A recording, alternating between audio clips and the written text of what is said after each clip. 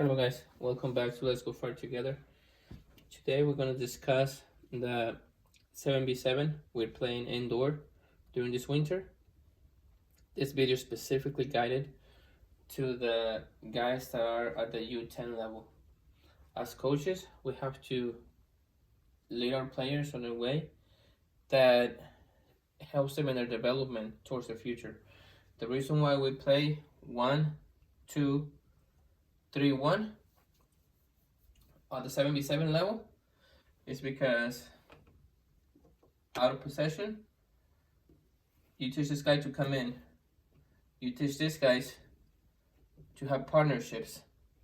That's what you want. You want partnerships, and you teach them to play with the width.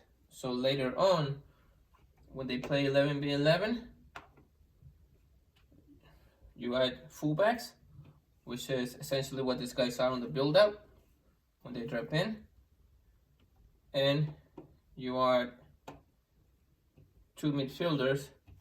Now these guys can play higher, and you have prepared them to play this formation by getting them accustomed to having width and having the midfield. I know you only have a player here in midfield, but out of possession, this guy will have to tuck in, and these two would come in like so, almost like a pine tree if you look at it, Christmas tree, to guide the opposition out and deny any spaces inside. Now, what I need from every player, that was for my coaches, but for my players, I need you guys here to be compact. That means don't stray out too wide, because if you go way out here, there's an opponent going through here, you leave your other defender, your partner, on a 1v1 situation. What I need is for you guys to be compact, be close together, and trust each other. On the build out, so when we have a goal kick, I need you guys deep by the end line. So, and this guys to come out to the width all the way by the line, and this guy can come here about top of the box, and our striker can be about half field. Now, as this ball gets moved, if it comes this way, I want my striker to steer this way a little bit, because so we can work with him. So when the ball comes this way, we can pass it up, or we can go from here and pass the central, and then from there take off with it.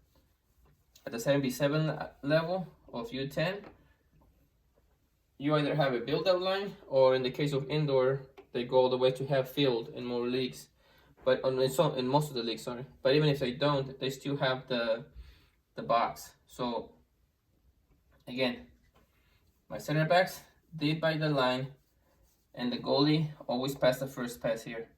If there's no pressure on this guy, then we can go to this guy. But if there's pressure there, we go to the guy at the wide area, so he can carry up the ball and make passes. And by then, the 7, if the ball goes to the 11, then the 7 can go take the position forward, and we all can start shifting forward. So, center backs, I expect you guys to be good on the ball, be confident, take your space, and make your passes to where you see that there is an opening of a teammate. My CDM, or central midfielder, I expect you to tuck in out of possession, while these guys, my left and right midfield, take the central areas and support the attack like so. When we do have the ball, and center backs, you guys move up to where we do not have this. I do not want to see big gaps between our midfield and our center backs. And again, this will help you guys when you guys get older. Even if you don't understand it right now, you understand that once you get older and you're playing with offsides and everything else. Of my wingers, or left and right midfield, what I need from you guys is to, again, out of possession, come central or follow the runners. If there's a guy that takes a ball on the sideline, then you gotta follow the guy so our number 5, our center back, doesn't get pulled out of position. So you would follow and be the first pressure while your center back on this side becomes your cover, and the number 6 and number 4 will balance out the defense. This is exactly how it should look like when we don't have the ball and we are in trouble down the flanks, down the sides. If we get caught in the counter, if we have the ball and we up here, again, we should have our lines up all the time. I don't want to see this. I don't want to see a flat line like this when we have the ball, because when we have the ball, we need this guy to support. But if we get attacked on the middle, then this guy becomes the first pressure to the ball, while this guy, or this guy, depends on who's closer, covers, and the other one balances while the other guys come back and try to be compact, and especially down through the middle, to force the play on the outside. Now, in possession, I want width, so I want you to ask for the ball out wide and take crosses in, or if you have your space, run in to the box with the ball and try to create yourself an opportunity for a shot or combine. The striker, very, very simple. What I expect of you is to try to occupy 2 center backs at least. So you have to have movement, and you cannot sit still, and you cannot stand by the center back. So if the center backs are here with you, then if these guys are here, then you want to come in here and move out to be able to pull this guy this way, so then we can whip a ball into our guy on the other side, and this guy should be able to recognize that pass. When your center striker tucks in, what it usually does is it pulls defenders, and that leaves space for this guy to run in, or if this guy comes and press, then we can make a pass, a through pass, into the striker so he can go and attack that.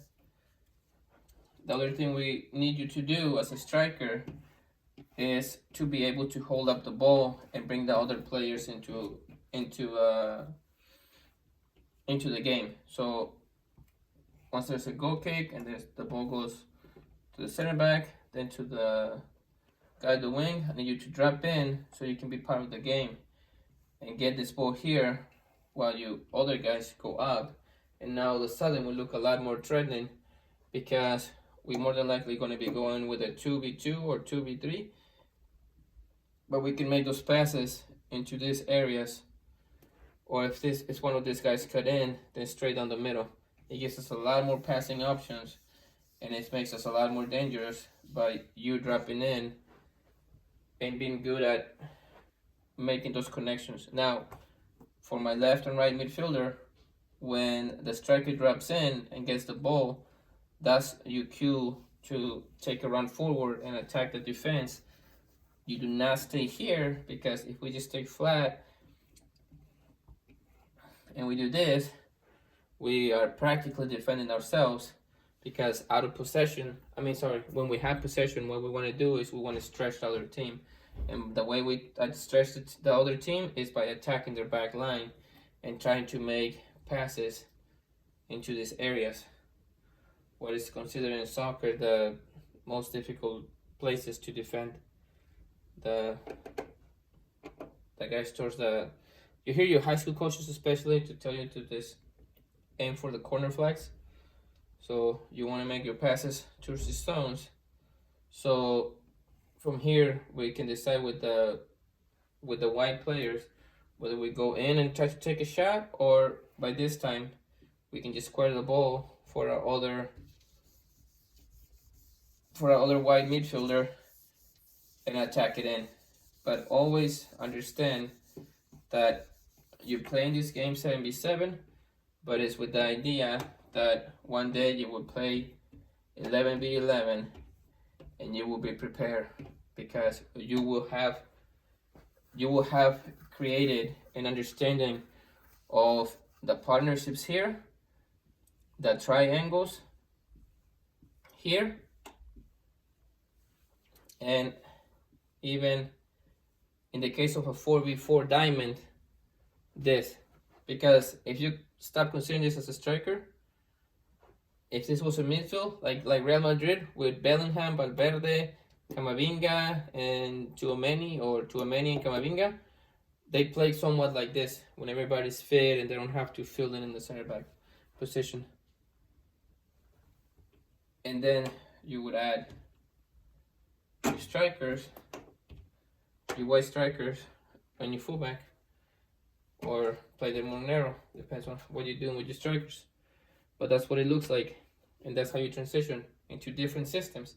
Again, I told you guys earlier how we transition from to the 4-3-3, and in here I'm showing you how we transition into the 4-4-2 with a diamond midfield. It all works out for the benefit of your game, for the benefit of your improvement as a player. So make sure you guys are understanding this. Your partnerships, this guy's to play wide and out of possession, go central and follow the runners on the sidelines. And this guy has to have lateral movements from one side to the other. So if we have possession over here, he comes into this area so he can hope to collect the ball here while this guy attacks the central. That's what you got to understand as a wide midfielder. That if your striker goes to this, let's just say we're attacking this way. So if that striker goes to the left, then that means that midfielder on the right has to attack the central area because there is an opening here. There's no point on staying open over here when the space is right here or right here in behind. So you come here so the pass can happen here while the other guy overlaps on the sideline, on the side of the striker. So we can, if we get the ball here, for example, he can run up this way and he can make this run here. So now we have two options to be able to be aggressive. We can pass it in here and then this guy can cross it in for the 11, or we can put it straight through here so he can go straight on goal. So I hope you guys enjoyed these videos as coaches and players. And if you're volunteering at your local league and working with little guys, just remember that. I know we all want to win and we all want to look good for the parents, especially in our community and stuff like that. And the prettier you look, the better you feel about yourself, the smarter you feel. But if we just focus on the players and how to development, what we can do to make them better players, we will be much better coaches than if we just focus on what paints us in a better light. I really hope you guys enjoyed this video. Hope you give it a like and subscribe if you're new to the channel. Thank you guys for watching this.